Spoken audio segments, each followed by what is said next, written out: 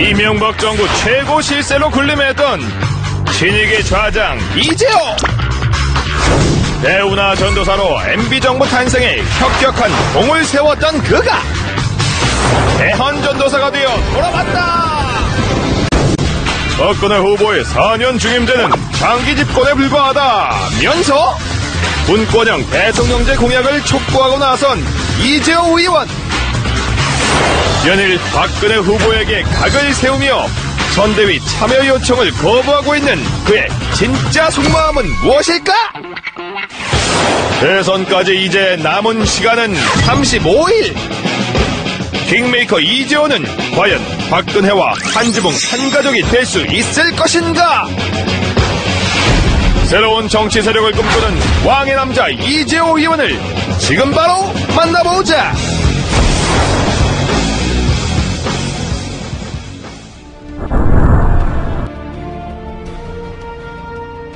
지금 대선 전국의 그 큰 국가적 이슈, 이게 없지 않습니까? 네.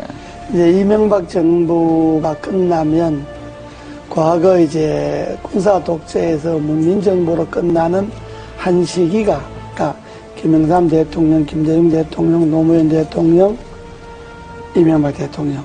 그러면 한 20년이라는 한 이제 시대가 이제 가지 않습니까? 네. 문민화되고 난 다음에 그러면 여기에서부터 새로운 시대를 준비해야 되거든요. 네. 대선 후보들이 중요한 거는 한 시대를 마감하고 다음 시대로 넘어가는 국가적 큰 그림을 어떻게 그릴 것이냐. 네. 그것이 국가와 국민들에게 어떤 영향을 미칠 것이냐. 이 이야기를 해야 되는데 그 이야기에서 제가 몇 년 전부터 다음 시대는 개헌이고 네. 개헌의 방향은 분권이다. 지금까지 우리나라가 권력의 문화가 지배해왔잖아요. 네. 그러니까 큰 권력이든 작은 권력이든 나라의 구석구석에 권력의 힘이 다 이게 미쳐서 그 권력의 힘에 뭔가 좀 가까운 사람만이 뭐 돈을 벌거나 자리를 차지하거나 뭐 이런 소위 나라 풍조가 되었잖아요. 네. 이제는 이러한 권력의 문화를 내려놓고 정말로 사람의 문화, 인간적인 문화가 나라 전반에 한번 골고루 퍼져야 된다. 그렇게 하려면 제일 중요한 게 우리나라에서 권력을 제일 많이 갖고 있는 사람이 대통령이잖아요. 네. 그러면 대통령부터 권력을 내려놓는 분권을 하는. 네. 그래서 대통령과 국회가 즉 행정부와 입법부가 분권을 하고 중앙정부가 지방정부가 분권을 하고 또 행정, 입법, 사법 이 3권에 있어서도 다시 한번 시대에 맞게끔 분권을 하는 그런 분권형 개헌이 이 시대의 정치개혁의 핵심이다. 분권을 하다 보면 4년 갖고는 정책이 연관성이 없어질 수 있으니까 한번 중임하는 게 좋다는 거고 분권을 하지 않고 4년 중임하자고 하는 거는 임기 연장에 불과한 거죠. 네. 정권 연장하거나 잘나면 장기 집권하겠다는 것밖에 안 되니까 네. 그건 지난날에 우리 역사가 말하잖아요. 때문에 그냥 이 권력 이대로 4년 중임제 하자고 하는 거는 매우 위험한 발상이다.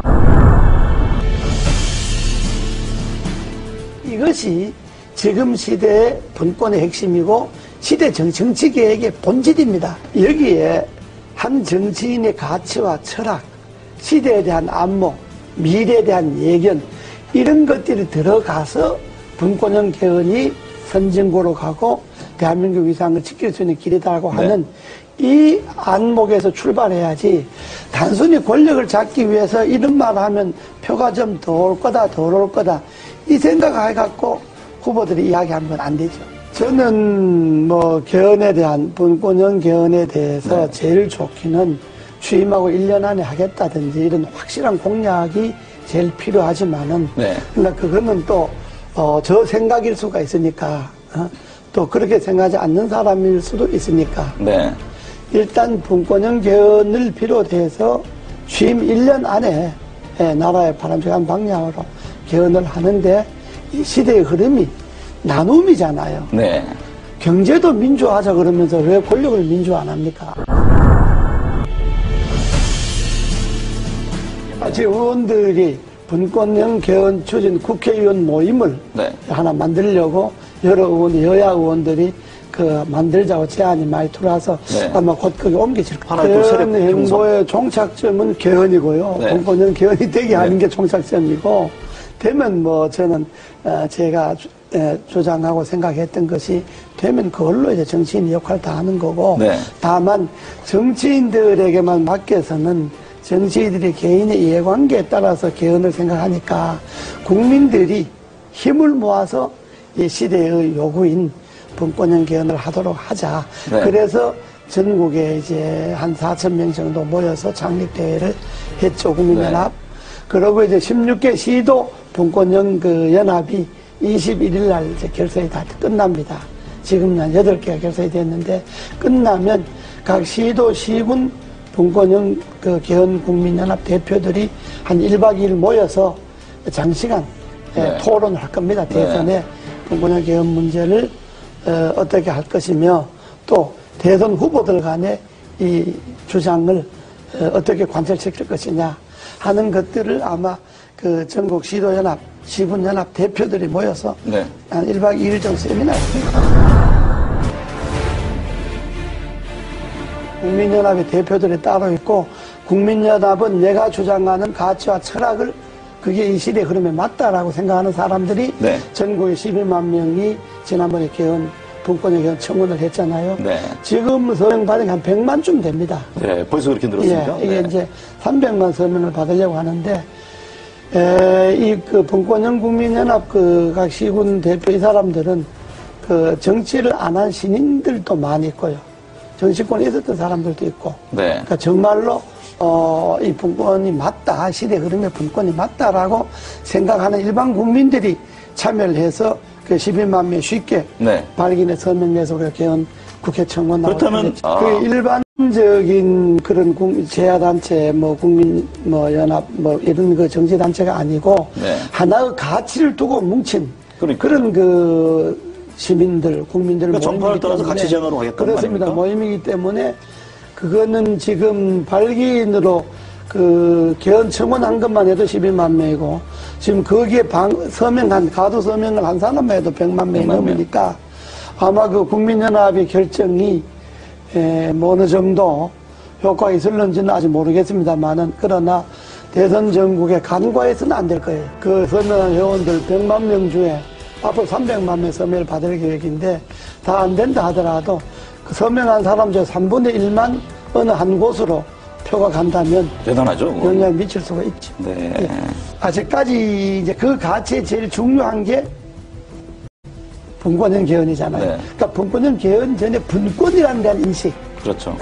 지금의 시대는 나누의 시대다.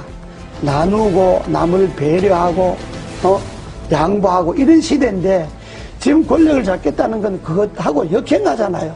나눈 것도 독점하고 남을 배려하고 존중하는 것도 자기들에게 필요한 것만 배려가 존중이고, 쉽게 말하면 당 안에서는 대통합도 안 되고 당 안에서는 민주화도 안 되는데, 당 밖에 가서 대통합하고 민주화한다고 하면 그 진정성을 국민들이 어떻게 이해하겠느냐. 이런 점에 볼 때 가치관이, 철학이 같지 않구나. 선거를 앞둔 사람들이니까 여당 후보든 야당 후보든 후보 개인들에 대해서야 이렇고 저렇고 비판할 생각이 전혀 없습니다. 그러나 한 나라의 후보라고 하는 것은 여당 후보든 야당 후보든 지금 정책 발표 하잖아요. 한마디로 그 후보들의 정책 발표주에 공허하게 진정성이 없는 게 검찰 개혁 같은 게 있잖아요. 네. 검찰 개혁도 우리 헌법에 보면, 헌법 12조인가에 보면요, 영장 청구를 검사만이 하게 되어 있습니다. 그렇죠. 이게 검찰이 기소 독점으로 기소 독점, 이어지잖아요. 네. 이게 전 세계 우리나라밖에 없습니다. 그럼 이 헌법 조항을 그대로 두고 어떻게 검찰 개혁이 가능합니까? 영장은 수사를 할 수 있는 기관이 청구하도록 하고 발부는 법원에서 하도록 한다는 이 조항이 개헌되지 않고 그 개헌을 그대로 놔두고 어떻게 검찰 개혁을 할 수가 있겠습니까? 지방 분권이 문제잖아요. 네. 지방 분권도 지금 헌법에는 뭐가 되어 있느냐 그러면 지방자치단체는 선임하게 돼 있어요, 헌법에. 그 선출해서 임명한다는 이야기거든요. 선임하게 돼 있으니까 지방 분권이 안 되는 거예요. 네.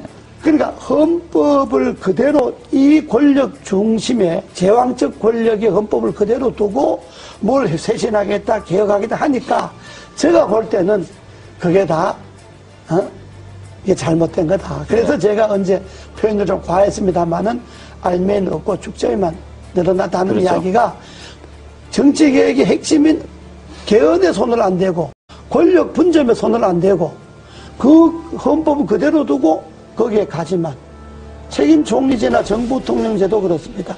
현재 헌법을 그대로 두고 대통령이 총리를 임명하고 해임할 수 있는 권한을 갖고 있는데 어떻게 총리인데 권한이 갈 수가 있겠습니까? 한계가 있는 거죠. 저는 이번에 그 검찰 개혁에 있어서 핵심은 헌법에 소위 검사만이 영장을 청구하겠다든지 네. 소위 기소 독점이 이거 없어져야 된다고 보는 그것이 핵심이다. 예, 헌법 안에서 검찰의 그 독점 권한이 없어지지 않는 한은 그건 뭐 어떤 계획도 될 수가 없고 말씀을 지금 들어보니까 예. 경찰과 뭐 검사 수사를 두고 경찰 다투잖아요. 네. 저는 검찰이 자기 식구가 부패와 부정이 있어서 수사를 경찰이 먼저 하겠다 그러면 경찰이 하는 걸 보고 경찰이 수사를 잘 못했다든지 기소를 하려고 경찰에서 넘어온 것을 조사해 보니까 부정한 게 많다든지 이럴 때 검찰이 나서서 조사한다면 옳은데 경찰이 조사한다는 건데 그걸 마치 뺏어가듯이 뺏어가서 검찰이 자기 식구 조사하겠다 그러면 국민들이 그다 자기 식구 지금까지 관행으로 봐서 검찰이 검사 조사한다는 것에 대해서 진정성을 믿겠습니까? 그러니까 그거는 경찰이 조사하는 건 경찰이 조사하도록 놔두고 네. 경찰 조사 결과가 미흡하다. 그러면 검찰이 손을 대야죠.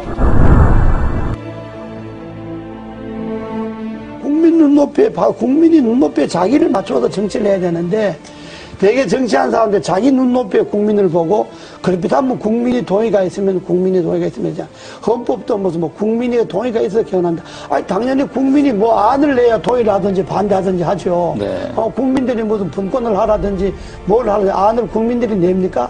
정치권에서 이런 안을 내야 그래야 국민들이 동의를 하든지 반대를 하든지 하듯이 안도 안 내놓고 뭘 갖고 국민들이 동의를 합니까? 네. 그것처럼 그런 것이 다 국민들로 볼 때는 진정성이 없는 이야기다 이런 이야기.